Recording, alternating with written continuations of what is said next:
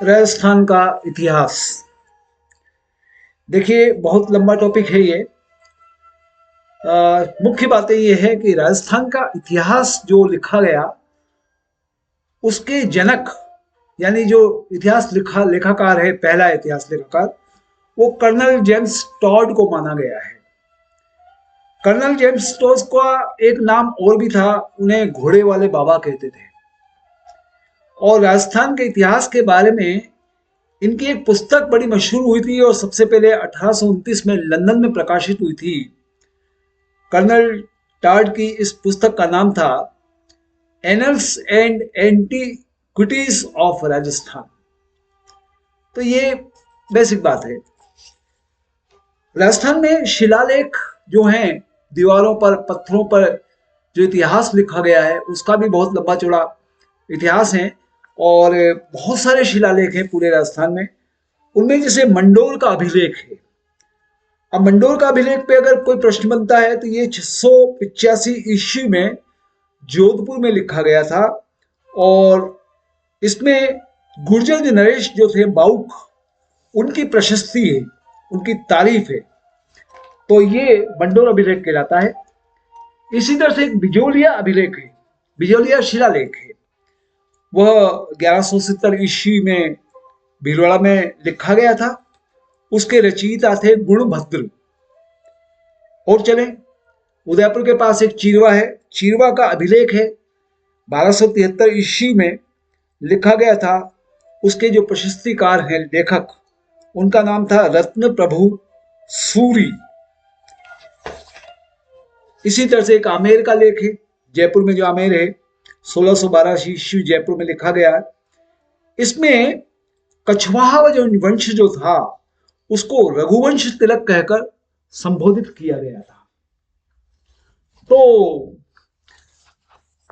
आमेर का लेख का कभी हवाला आता है तो प्रश्न ये भी बन जाता है कि रघुवंश तिलक किसको कहा गया है, तो कछवाहा वंश को कहा गया है।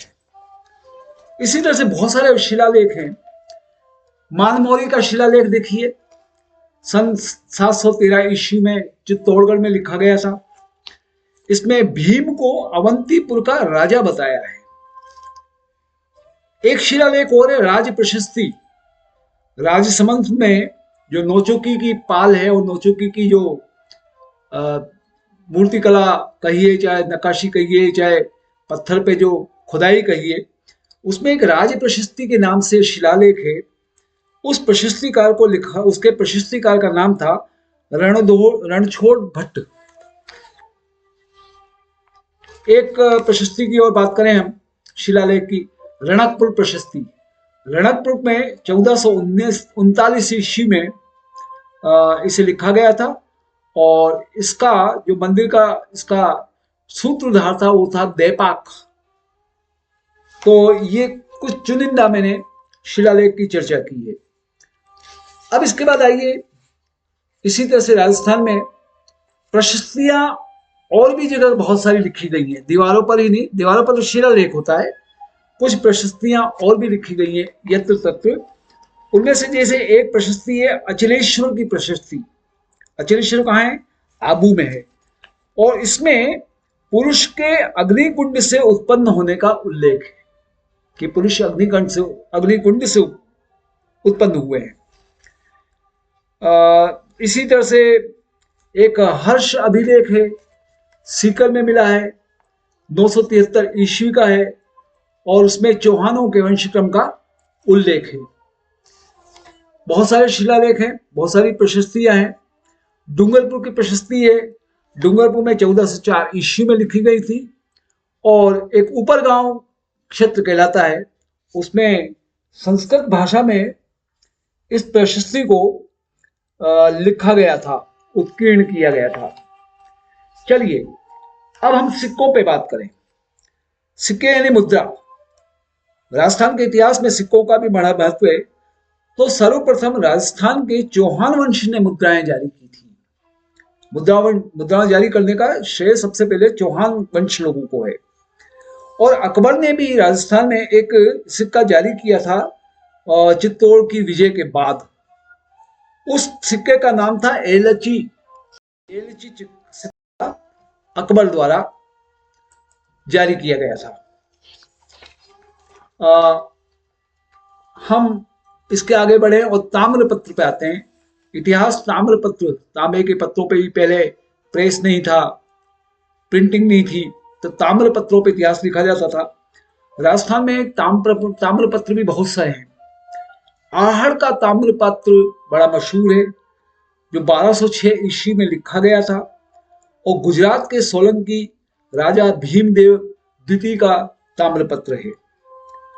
पुर का ताम्रपत्र 1535 ईस्वी का है, और इसमें जौहर में जब प्रवेश करते समय हाड़ी रानी कर्मावती द्वारा दिए गए भूमि अनुदान, जौहर के पहले रानी ने भूमि अनुदान किया था, उसकी चर्चा इस पुर के ताम्रपत्र में पाई जाती है। एक ताम्रपत्र का और हवाला दूं मैं आपको, लावा गांव का ताम्रपत्र 1558 ईस्वी में लिखा गया, और संदर्भ देखिए कि महाराणा उदय सिंह ने उस समय लड़कियों की शादी जो होती थी उसके अवसर पर मापा कर लगाया था, मापा कर। तो महाराणा उदय सिंह ने उस मापा कर को नहीं लेने का आदेश जारी किया था। इसका उल्लेख लावा के गांव के ताम्रपत्र में 1558 ईस्वी में उल्लेखित है। अब आइए आप साहित्यिक स्रोत। इतिहास हमको कहां से मिलते हैं?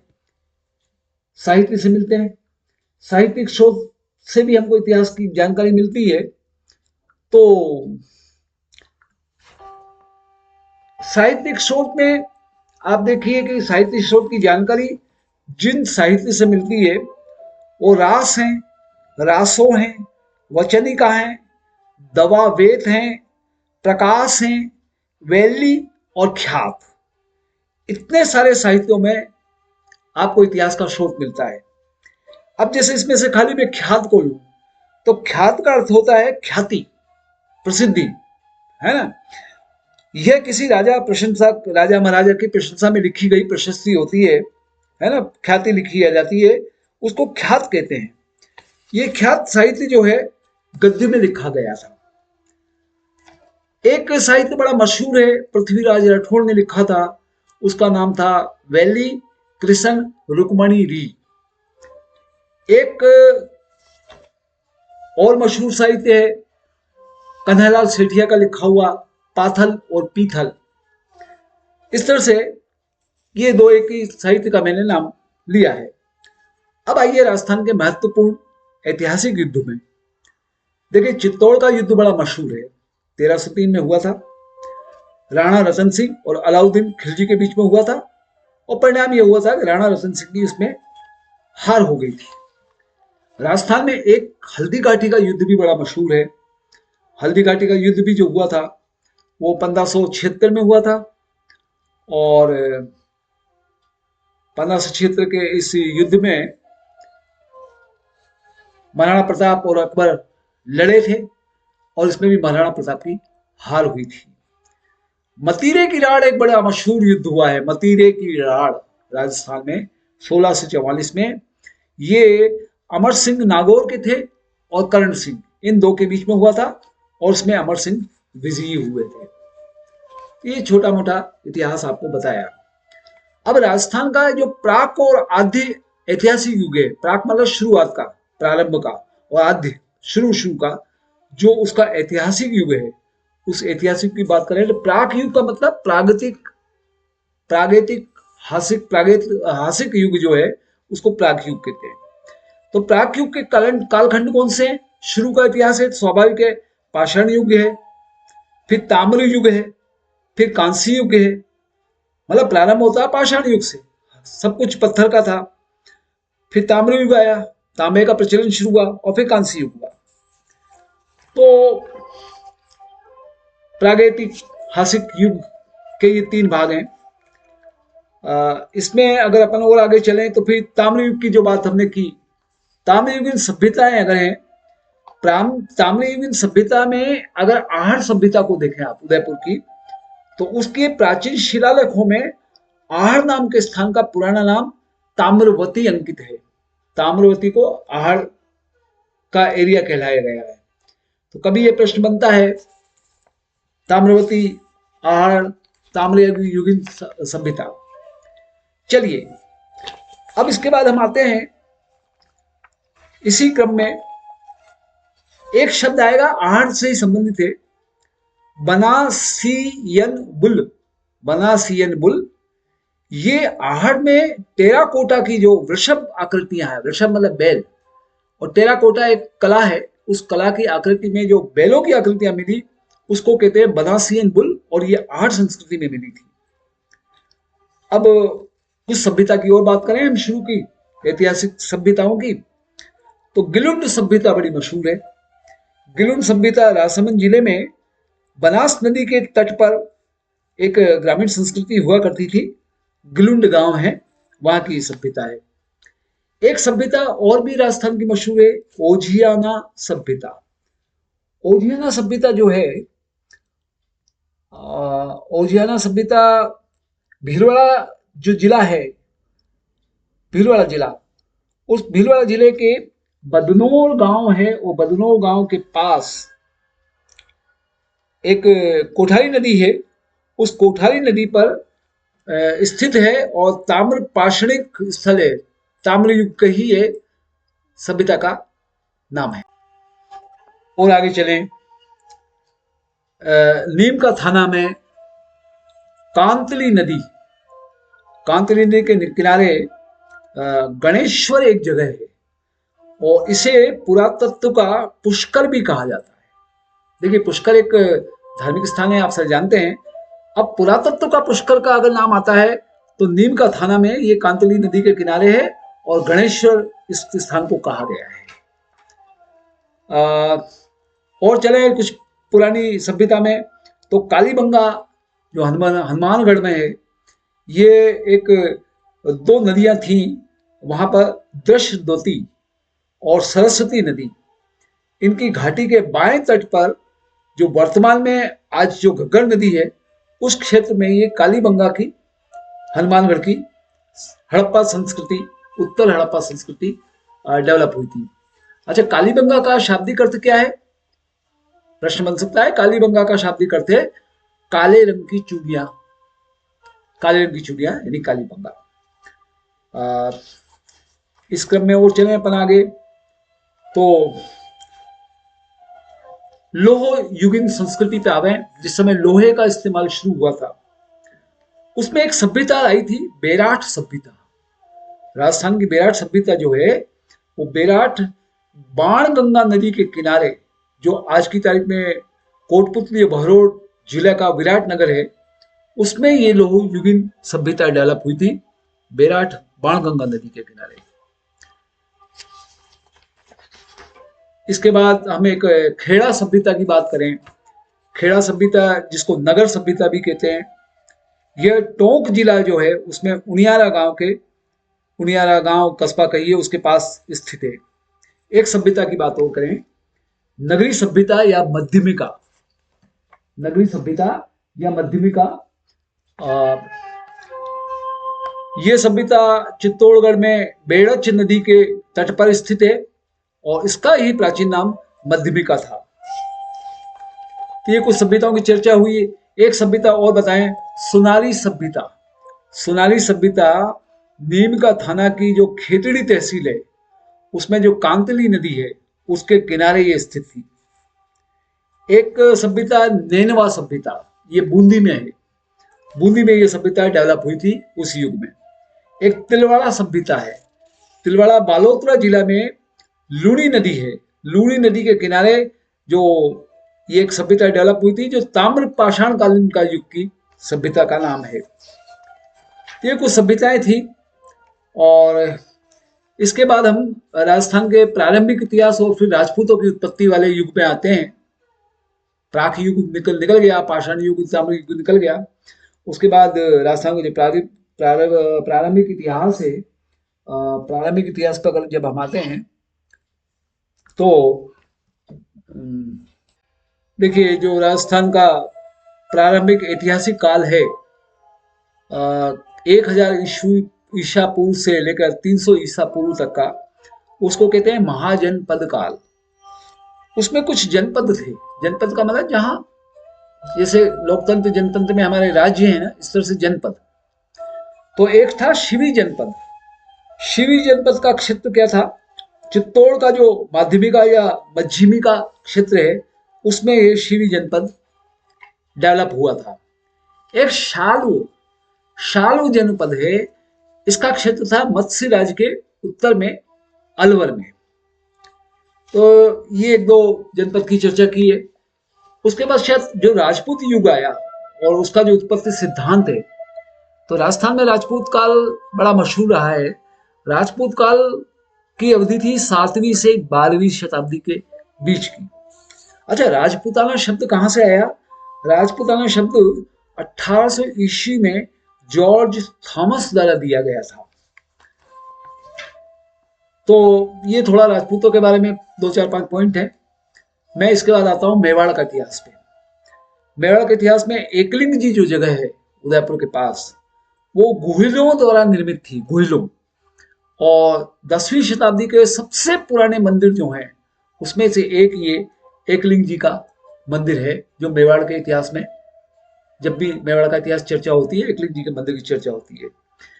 मेवाड़ के जो महत्वपूर्ण शासक हुए हैं उसमें गुहिल जो सिसोदिया वंश था, उसमें एक बापा रावल हुए। बापा रावल का जन्म 769 में माना जाता है। और उसके बाद और आगे हम चलें तो कई राजपूत हुए। उसी क्रम में, राजपूतों के क्रम में कुछ युद्ध हुए। जैसे चित्तौड़ का युद्ध हुआ 1303 ईस्वी में। इसको चित्तौड़ का पहला साका कहते हैं। साका, साका मतलब युद्ध। ये पहला साका था, चित्तौड़ का युद्ध था 1303 ईस्वी में। और ये मेवाड़ के जो शासक थे रावल रतन सिंह और दिल्ली के सुल्तान अलाउद्दीन खिलजी के मध्य में हुआ था। आगे चले हम, लक्ष्य सिंह राणा लाखा 1382 से 1421 ईस्वी का अवधि थी। ये राणा छत्र सिंह के पुत्र थे और इनके समय में उदयपुर की जो पिछोला झील है उसका निर्माण छीतर बंजारे ने करवाया था। पिछोला झील का जब हवाला आता है तो छीतर बंजारा निर्माण करता था और राणा लाखा के जमाने में ये बनी थी। फिर आते हैं एक मेवाड़ का भीष्म पितामह जिसको कहते हैं, भीष्म पितामह यानी बहुत दानवी, वो राणा चुंडा को कहते हैं। राणा चुंडा मेवाड़ के भीष्म पितामह कहलाते हैं। और आगे चले हम तो फिर आप देखिए कि राणा कुंभा को राजस्थान की स्थापत्य कला का जन्मदाता भी कहते हैं। स्थापत्य कला, जो ये आप भवनों में देखते हैं स्थापत्य कला, उसमें राणा कुंभा ने सबसे पहले शुरुआत की थी और इनको जन्मदाता कहते हैं। उनके युग में आप देखिए स्थापत्य कला का उदाहरण है विजय स्तंभ। विजय स्तंभ मालवा और गुजरात की सेना पर जब उनको विजय मिली थी तो उन्होंने इस विजय स्तंभ को चित्तौड़ में बनाया था। चित्तौड़ के किले में, चित्तौड़ के किले में एक कीर्ति स्तंभ भी है। और कीर्ति स्तंभ 12वीं सदी में एक जैन व्यापारी थे जीजा शाह बघेरवाल, उन्होंने इसका निर्माण करवाया था। तो कीर्ति स्तंभ का जब भी नाम आए याद रखिए, जैन व्यापारी जीजा शाह बघेरवाल उसके निर्माण करता थे। एक राजस्थान में रणकपुर के जैन मंदिर भी बहुत मशहूर है। जैन मंदिर है, बहुत अच्छी स्थापत्य कला है। 1439 में रणकपुर के जैन मंदिर बने थे और इसको बनवाया था व्यापारी धरणक शाह ने रणकपुर के जैन मंदिर बनवाए थे। अब आगे चलते हैं अपन, अन्य राजाओं की बात करें उसके युग में, तो अन्य राजाओं में एक उल्लेखनीय नाम हुआ था पृथ्वीराज। पृथ्वीराज का एक दूसरा नाम और था। कभी प्रश्न बन सकता है कि उड़ना राजकुमार किसको कहते थे? उड़ना राजकुमार पृथ्वीराज जी थे। फिर आता है कुछ युद्ध की बात करें वापस, खानवा का एक युद्ध हुआ था 17 मार्च 1527 में। और खांगा का युद्ध हुआ था सांगा और बाबर के मध्य हुआ था। ये युद्ध भी बड़ा ऐतिहासिक युद्ध है। इसी इतिहास में अब आगे अगर हम चलते हैं तो फिर महाराणा प्रताप आते हैं। उससे पहले मैं अकबर का चित्तौड़ पर आक्रमण की बात करूं। अकबर ने चित्तौड़ पर आक्रमण किया था 1567-68 में। देखिए, अकबर का जो आक्रमण था उसको तीसरा साका कहते हैं, मेवाड़ का तीसरा साका। फिर महाराणा प्रताप की बात करें। महाराणा प्रताप का जन्म जो काल था वो 1572 से 1597 ईस्वी का था। इनका जन्म 9 मई को हुआ था।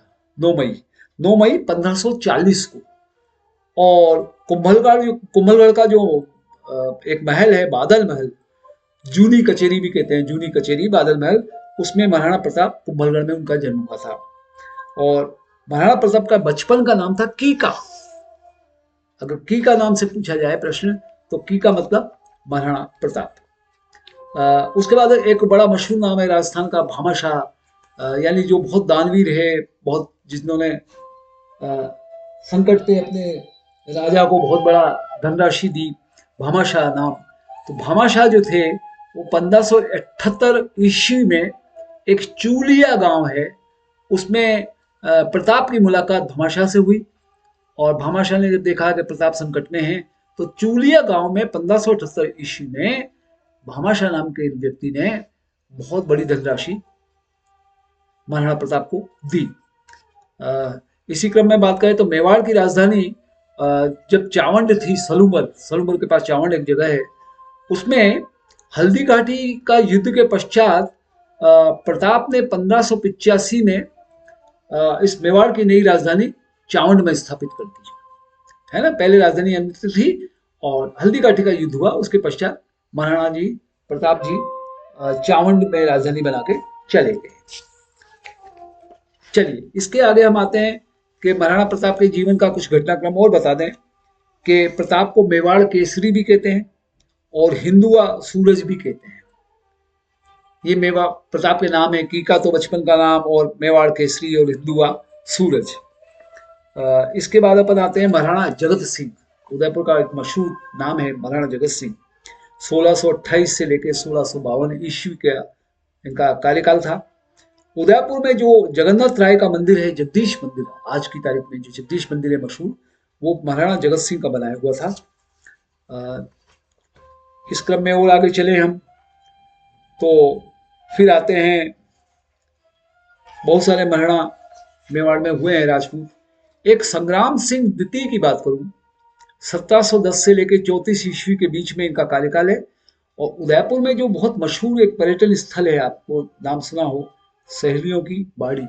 सहेलियों की बाड़ी को बनाने वाले थे संग्राम सिंह द्वितीय, 1710 34 ईस्वी के काल में। उदयपुर के मेवाड़ की ही बात करें तो एक महाराणा सज्जन सिंह और हुए हैं। महाराणा सज्जन सिंह का कार्यकाल था 1874 से 84 ईस्वी का।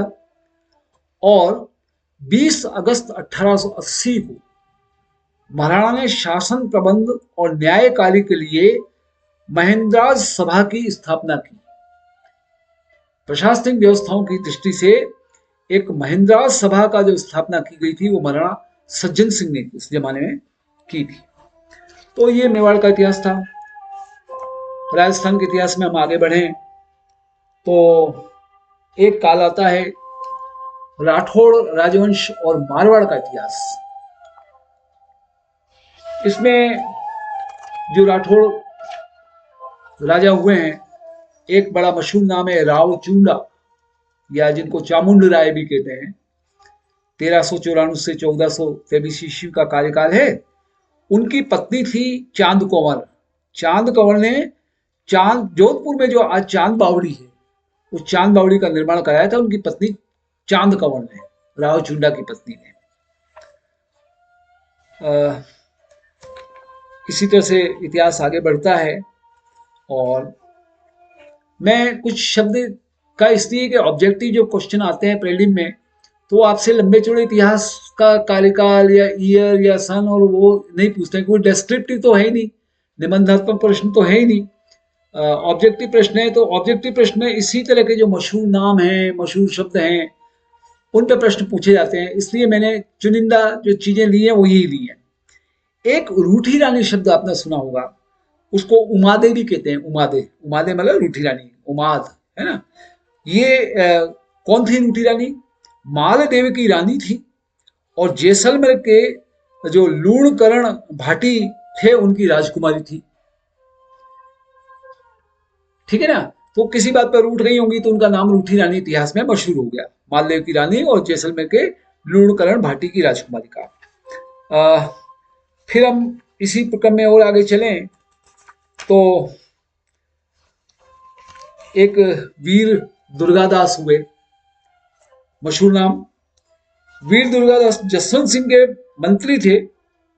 जो आस्करण उनके पुत्र थे। जसवंत सिंह के मंत्री आस्करण के पुत्र थे, और इनका जन्म 1638 में सालवा में हुआ था। जेम्स टॉड ने उन्हें राठौड़ों का यूलिसेस राठौड़ों का यूलिसेस कहा था वीर दुर्गादास को। कर्नल टॉड ने, जो इतिहास के जनक हैं। आगे चलें तो महाराणा मानसिंह पे आते हैं। महाराणा मानसिंह का कार्यकाल 1804 से 1843 ईस्वी का था, और इन्होंने जोधपुर में नाथ संप्रदाय है, नाथ संप्रदाय की प्रमुख पीठ है महामंदिर, उस महामंदिर का निर्माण महाराणा मानसिंह ने करवाया था जोधपुर में, नाथ संप्रदाय की पीठ। उन्हीं के क्रम में एक तख्त सिंह हुए, तख्त सिंह 1843 से 1873 ईस्वी में। देखिए, आप सन भले याद रहे नहीं रहे, लेकिन इनके संग ये जो शब्द जुड़े हुए हैं, इनका जो उल्लेखनीय कोई योगदान जुड़ा है, इसको याद रख लें आप। तखत सिंह लॉर्ड मेयो कॉलेज के स्थापना के लिए उन्होंने उस जमाने में 1 लाख रुपए का चंदा दिया था। तो ये जो मेयो कॉलेज है मशहूर, इसको डेवलप करने में तखत सिंह जी का भी बड़ा रोल रहा है। अब मैं बीकानेर के ग्रुप में आऊँ। बीकानेर जो राजस्थान का उत्तर भाग है, मारवाड़ कल्चर है, उस बीकानेर के राठौड़ हुए हैं। उसमें एक राव बीका हुए, बीकानेर जिनके नाम से शब्द पड़ा। राव बीका का जो कार्यकाल था वो 1465 से 1504 ईस्वी का था, और 1488 ईस्वी में, ध्यान दीजिए, 1488 ईस्वी में आखा तीज, अक्षय तृतीया जो होती है, उसके उपलक्ष्य में इन्होंने बीकानेर शहर की स्थापना की थी। बीकानेर शहर की स्थापना के लिए राव बीका का नाम मशहूर है, और 1488 में आखा तीज का दिन मशहूर है। आज भी वहां आखा तीज बड़े जोर शोर से स्थापना दिवस मनाया जाता है। फिर बढ़े अपन आगे तो एक उसी एरिया में, उसी क्षेत्र में महाराणा कर्ण सिंह हुए 1631 से 1669 ईस्वी में, और उनको एक उपाधि मिली थी। उनको कहा गया था जंगलधर बादशाह। औरंगजेब ने उनको ये उपाधि दी थी, जंगलधर बादशाह महाराणा कर्ण सिंह, याद रखिए।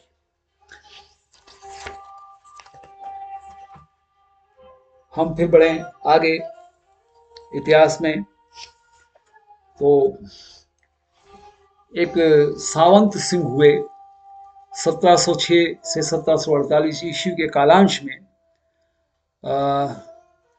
उनके युग में जर्मन विद्वान एरिक डिक्सन ने, जो बनी ठनी वहां की एक मशहूर कृति है, उस बनी ठनी को भारत की मोनालिसा कहा था।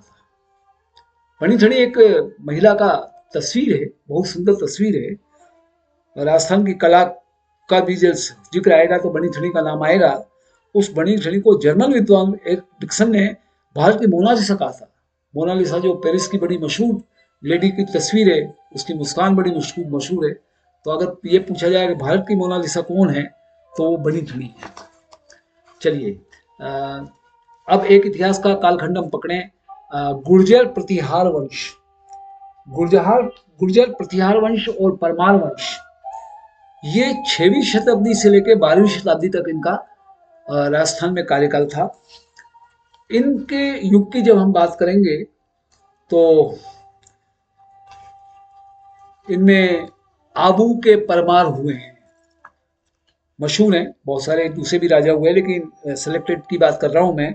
तो आबू के जो परमार हैं, आबू के परमार वंश का जो संस्थापक का नाम था वो था धूमराज। याद रखिए, धूमराज आबू के परमार वंश के संस्थापक थे और उनकी राजधानी चंद्रावती थी। आबू का जो एरिया है उसमें राजधानी चंद्रावती थी। तो ये थोड़ा सा इतिहास था। इस इतिहास के बाद एक राजस्थान में काल आता है इतिहास का, चौहानों का, है ना। मेवाड़ की बात की, मारवाड़ की हमने बात की, अब चौहानों की बात करें।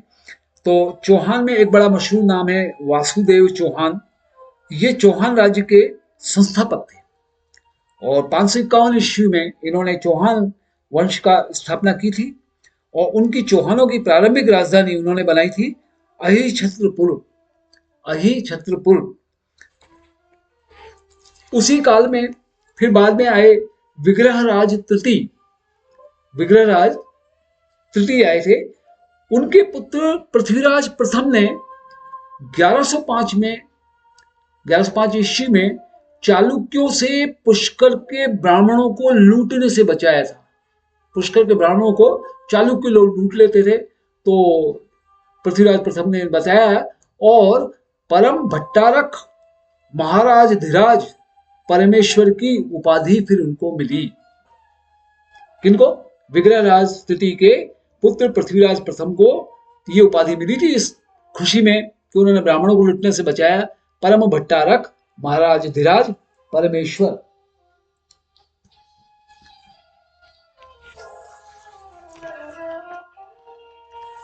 इसी क्रम में फिर आते हैं विग्रहराज चतुर्थ या बीसलदेव चौहान। ये सपाल लक्ष्य जो था ना उसका स्वर्ण काल था, 1158-63 के पीरियड की बात है। इसमें एक बड़ी अच्छी रचना आई संस्कृत में, साहित्य की बात कर रहे हैं हम इसमें। हरकेली नाटक। हरकेली नाटक विग्रहराज चतुर्थ या बीसलदेव चौहान के युग में आई थी, याद रखिएगा। फिर पृथ्वीराज द्वितीय का कार्यकाल आता है और पृथ्वीराज द्वितीय के कार्यकाल में एक नाम आता है सोमेश्वर। सोमेश्वर जो है वो बिजोलिया अभिलेख जो है, बिरड़ा के पास जो बिजोलिया है, बिजोलिया अभिलेख के अनुसार सोमेश्वर ने प्रताप लंकेश्वर की उपाधि धारण की थी।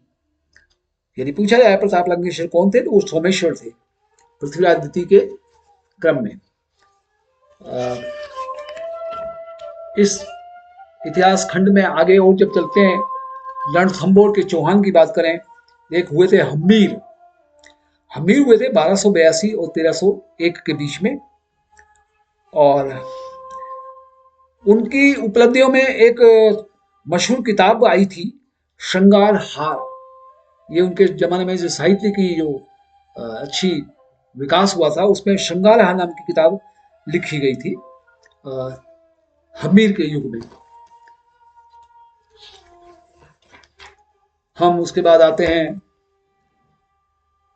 फिर नाडोल के चौहानों पर। नाडोल पाली और राजसमंद के बीच में एक जगह है आज भी। नाडोल के चौहान हुए थे 960 से 1205 के बीच में।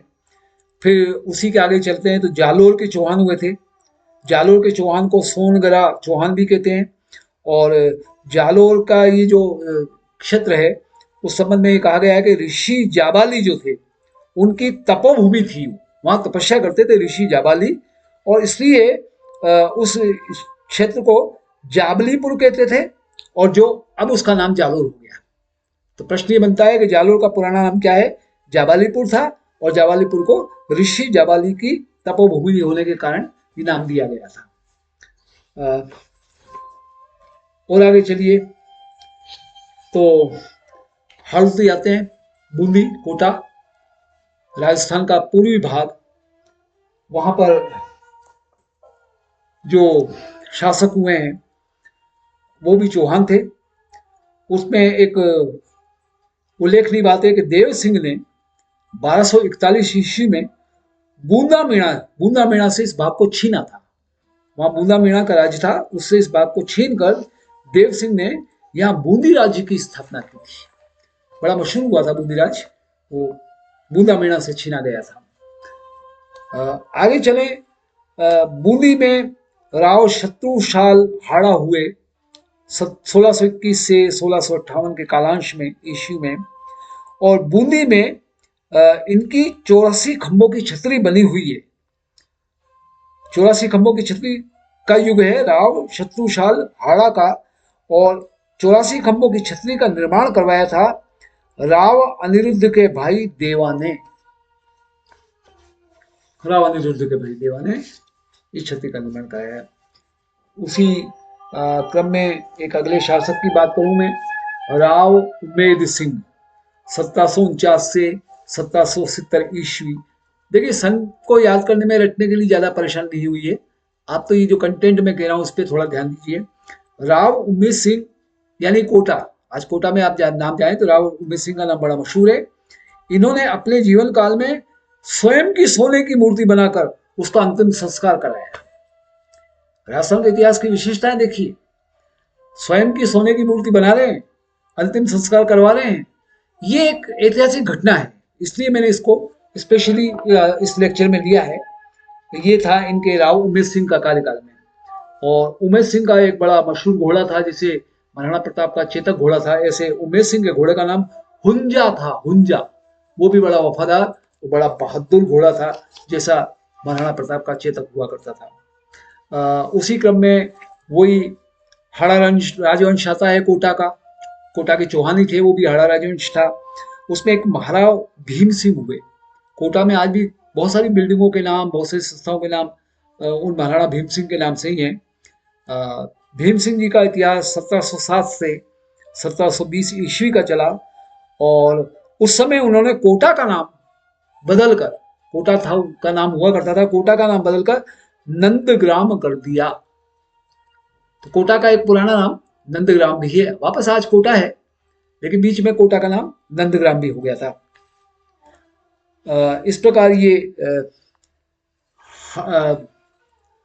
कोटा के हाड़ोती क्षेत्र की बात कर रहा हूं मैं। इसमें एक चीज की मैं और चर्चा कर लूं कि झालावाड़ में महाराजा भवानी सिंह थे, उन्होंने एक भवानी नाट्यशाला का निर्माण करवाया था, जिसमें नाट्य कला जो है हमारी साहित्य की, उसका बड़ा अच्छा विकास हुआ झालावाड़ में।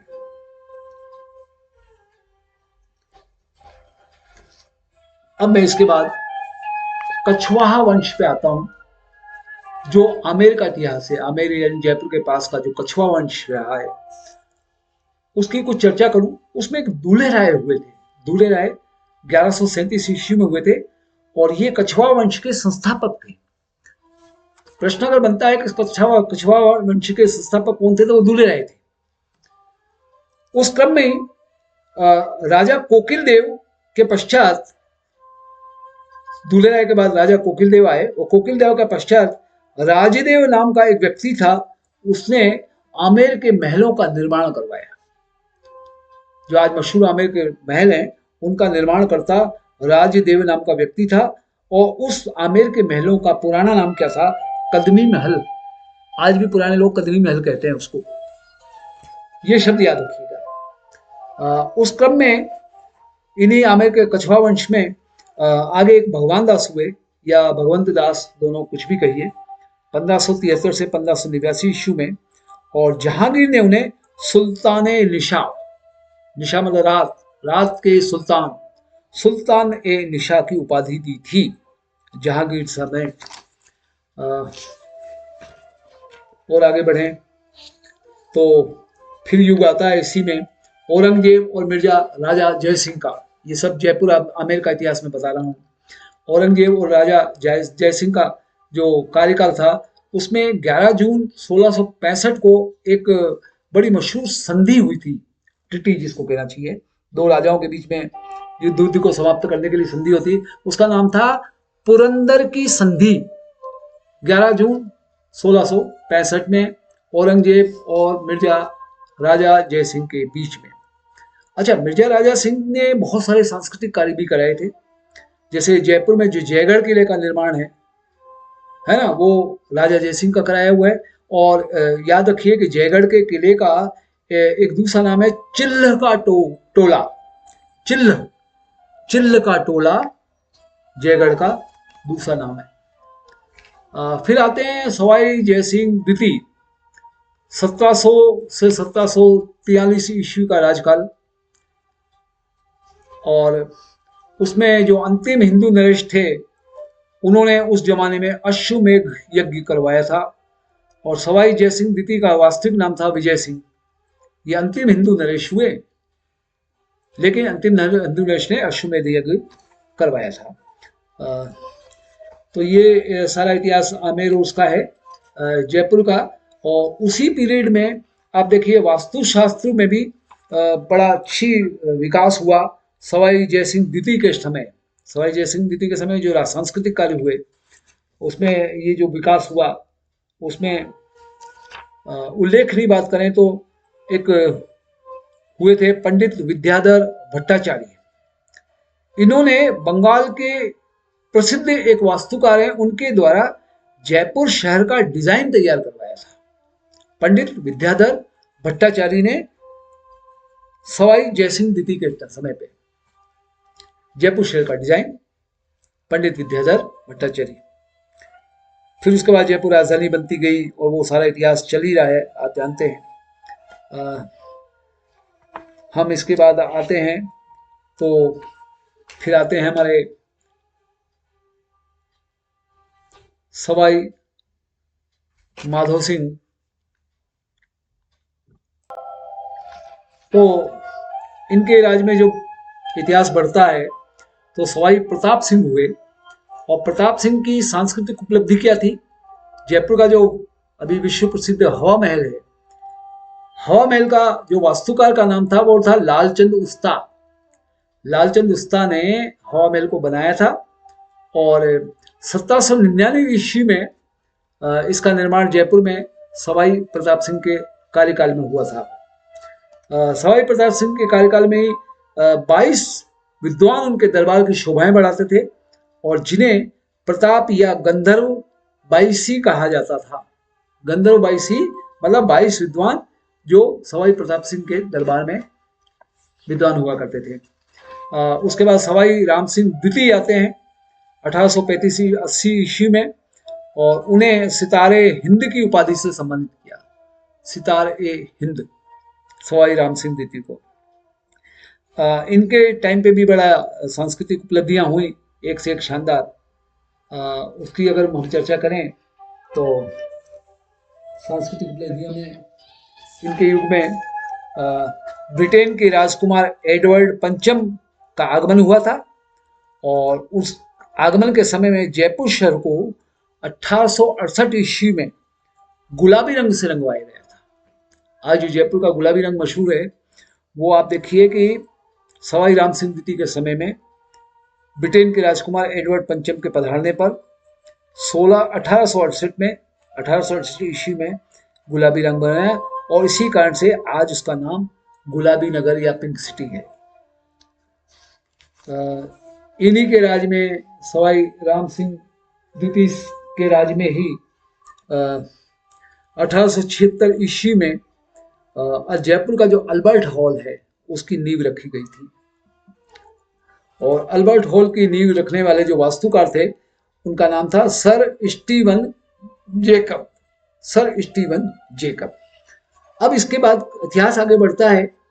जयपुर के मानसिंह द्वितीय आते हैं 1922-1949 ईस्वी के बीच में। उनकी पत्नी गायत्री देवी थी, और वो राजस्थान की पहली महिला लोकसभा सदस्य बनी थी। जनसंघ का जिस समय कार्यकाल हुआ करता था, और कांग्रेस से जो इमरजेंसी 75 में बहुत अच्छी टक्कर दी गई थी, उसमें ये गायत्री देवी थी मानसिंह द्वितीय की पत्नी, और ये पहली लोकसभा सदस्य बनी थी।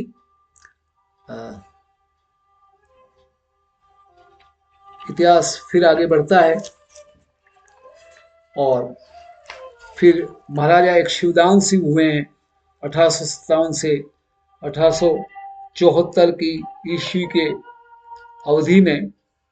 उनके जो अलवर के पॉलिटिकल एजेंट कप्तान इम्पी ने अलवर में इम्पी तालाब का निर्माण करवाया।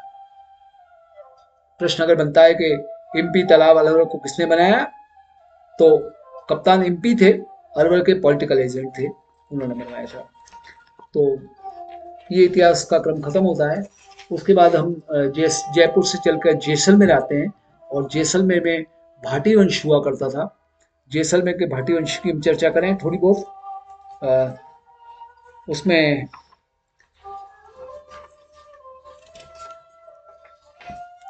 रावल जैसल हुए हैं और विजयराज चुड़ाला हुए हैं। ये कुछ दो नाम हैं। मैं इसके बाद फिर सीधा थोड़ा जंप करता हूँ, विषय बहुत व्यापक है। करौली और भरतपुर के इतिहास पे आता हूँ। और करौली और भरतपुर के इतिहास की चर्चा में एक अर्जुन पाल हुए थे। अर्जुन पाल ने पुनः यादवों का शासन स्थापित किया था मुस्लिमों से छीनकर 1327 ईस्वी में, और अर्जुन पाल ने ही अंजनी माता का मंदिर बनवाया। अंजनी माता के मंदिर के निर्माण करता अर्जुन पाल से।